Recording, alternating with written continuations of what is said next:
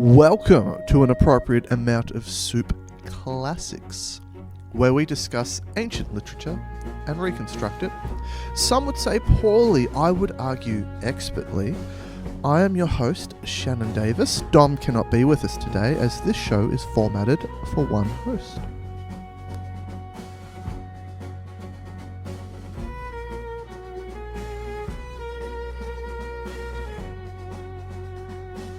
Today we will be discussing the Bacchae, or the Bacchae, or the Bacchae, depending on your pronunciation.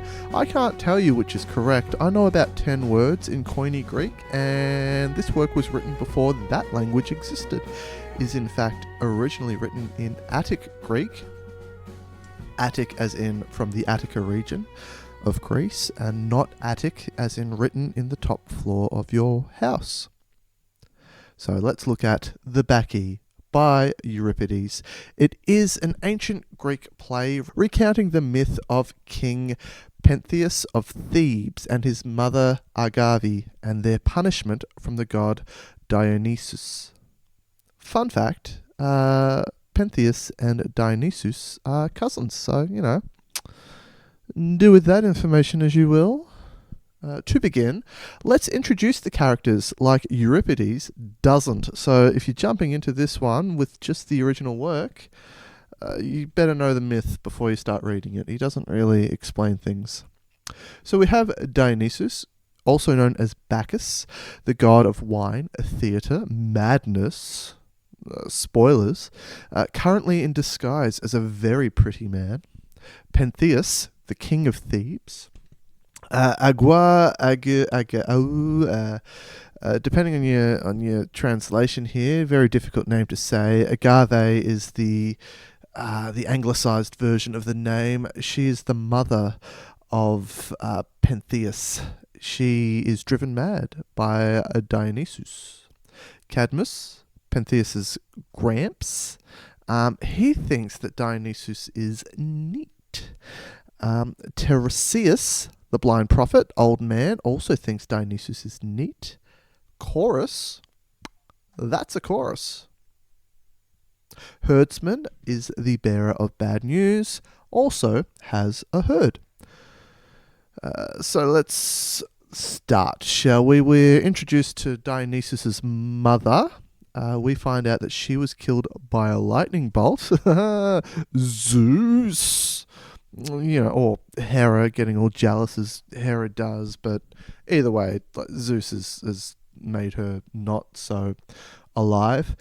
Dionysus is upset because while he is the son of Zeus, the people of Thebes, they don't believe that he is the son of Zeus. They think his mum had an affair. And to show them the error of their ways, he is going to find the women that are spreading these awful rumors, and he is going to drive them insane and send them to live on a mountain, which is perfectly reasonable. Now, speaking of rumors, how good is Rumors by the Mac, hey? Good album. Anyway, so then we have a new idea. We're going to go and talk to King Pentheus, the filthy god-hater king, and we're going to force him to worship us. If he resists, there's a mountain full of crazy women now, and that's going to make a pretty good army. Foreshadowing. All right, so the chorus. They explain how to celebrate Dionysus. Things get crazy at a Dionysus party. There's lots of fawn skins in mountains, Thyrsus, Satyr type stuff, alcoholism. Oh, hey, here comes blind Tiresias. He likes Dionysus, Bacchus. By the way, Dionysus, Bacchus, that's the same person. Don't worry about it. It's a translation thing, whether you're looking at it from a Roman or Greek perspective. They're both named after Bacchus Marsh near Geelong. Anyway, Tiresias, he sees more than anyone else, despite being blind. Irony. Hey, here's Cadmus. Cadmus is Pentheus's grandfather. He worships Dionysus too. He parties hard. He drummed the ground all night. It says that in the play that he likes to drum the ground. It's a thing. So anyway, enter Pentheus. He's the king of Thebes. He is unhappy to hear of the women who are trolloping about on the mountainside. It's okay though. He sent guards to catch these women, and his mum, Agave, she's one of those women. So that's going to create some issues later on. She is in a craze, like the rest of these women. Thanks, Dionysus. Pentheus, he won't stand for it. He's coming to get her. So now, Pentheus, he wants to kill Dionysus, or the man who is Dionysus. But Pentheus doesn't know he's Dionysus. Pentheus wants to kill a pretty foreign boy for encouraging people to worship Dionysus, but the pretty boy is Dionysus. It gets confusing because Dionysus is hiding his identity. Tiresias goes on about the etymology of Dionysus coming from Zeus's thigh, like it's not his thigh, it's his pledge. It's part of the myth of the god. Look, it's not super important. Moving on. Tiresias tells Pentheus to stop being a god-hating jerk. Chorus agrees. Cadmus also agrees. He thinks Pentheus should just lie and say Dionysus is a god, even if he doesn't believe it. It's like a Pascal's wager, but it's like 2,000 years earlier than Pascal, so, eat it, Blaze. Anyway, Pentheus has the shrine of Dionysus destroyed and the pretty boys arrested. Dionysus does not struggle. He just lets them arrest him, but he is miffed. Right, now the mad women who were previously arrested, they've escaped. Their shackles just like, dang, they fell off, okay? So, of course, they immediately run back to the mountainside to get weird and freaky. Now, Pentheus and Dionysus, they meet. Pentheus still thinks that Dionysus is like just some guy. He questions the man god dude about his background. Dionysus is excellent at dodging questions. Note here, everyone in Greece, big on drinking wine, like problematically so. Another note, Dionysus's followers are big on the thyrsus. No, I'm not going to show you what it is. You will have to look it up.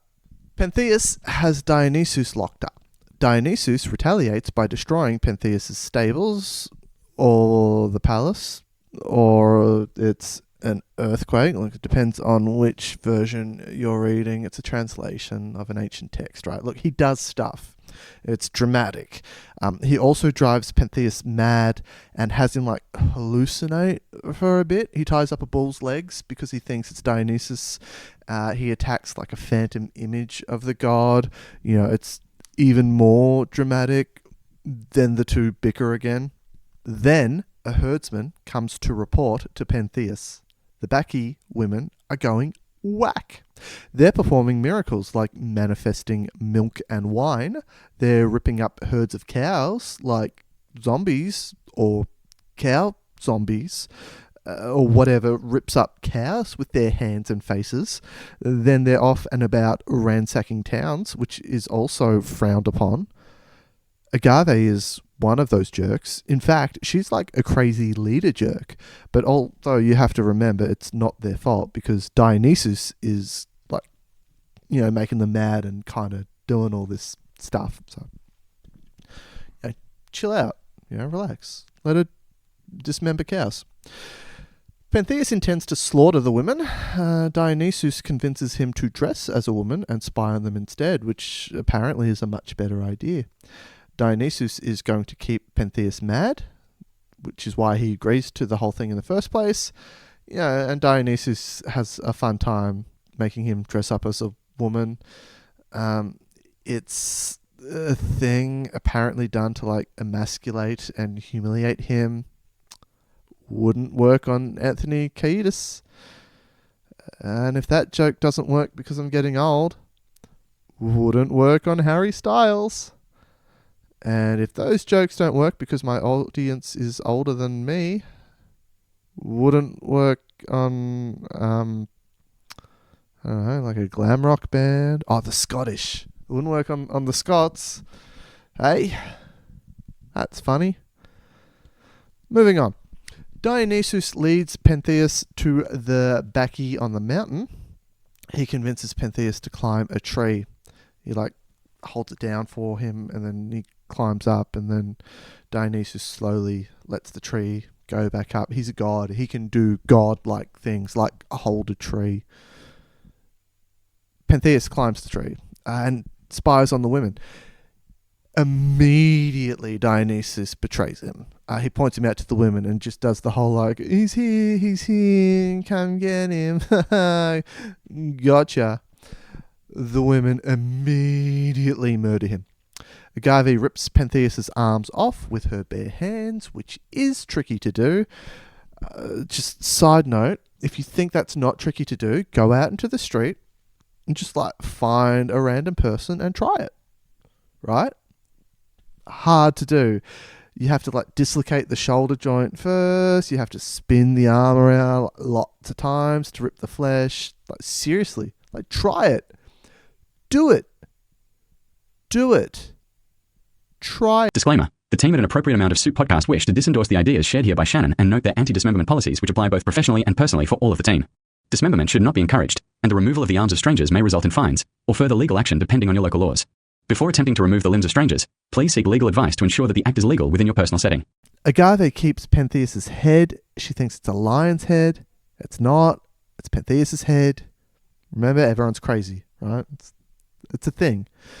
Agave shows off her lion's head to the people of Thebes. Cadmus arrives. He makes it sane by getting her to look at the sky or something. And then he's look at the head, look at the sky. It's all very tragic.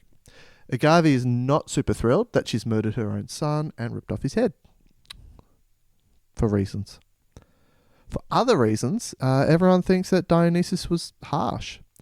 Weirdly, they also think he was right to do what he did, but they were I guess it was a little bit harsh to make the mum crazy and rip her son's head off, but you gotta do these things. Then Agave is exiled. Cadmus and his wife are turned into serpents, which is fine or something. Ares will sort that out later and make more bad things happen to them. We'll worry about that another time. The end. So there you go. That was the Bacchae by Euripides.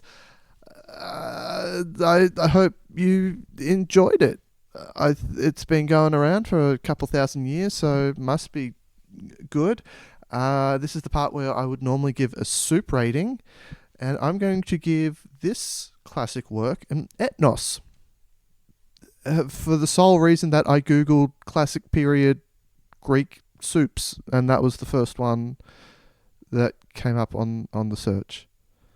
I don't know what's in it. I didn't bother to even read it, but make me an etnos, send it in to amountofsoup@gmail.com, and I will try it.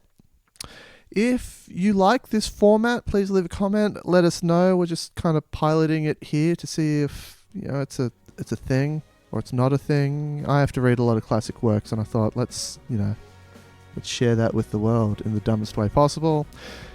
Until next time, love you all. I'm Shannon. Peace out, hombres.